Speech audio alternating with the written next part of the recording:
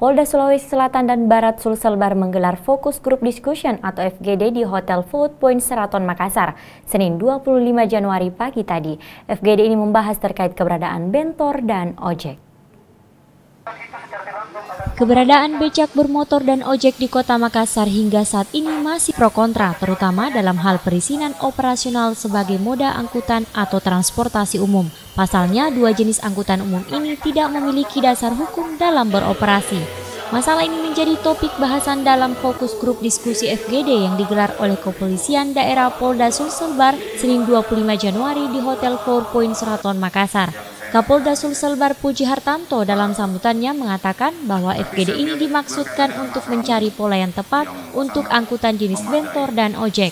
Diharapkan diskusi ini menemukan solusi bagi bentor dan ojek. Menurutnya, FGD ini juga akan membahas tentang keselamatan berkendara termasuk untuk angkutan umum. Angkutan umum bentor dan ojek telah melanggar Undang-Undang Nomor 22 Tahun 2009 tentang LLAJ. Meskipun bentor dan ojek merupakan angkutan umum yang banyak digandrungi oleh masyarakat, namun kedua transportasi tersebut tidak memiliki regulasi yang jelas. Hal ini menimbulkan perdebatan di tengah masyarakat. Di satu sisi bermanfaat, namun di sisi lain juga sangat membahayakan dari segi keamanannya.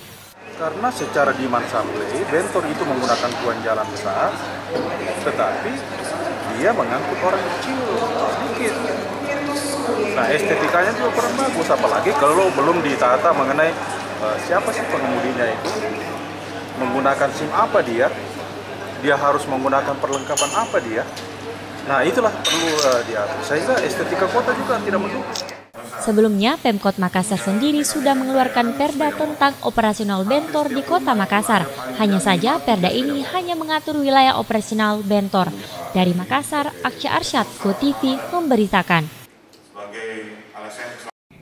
Demikian Go Update kali ini, saya Jen Hamid pamit. Selamat malam dan sampai jumpa.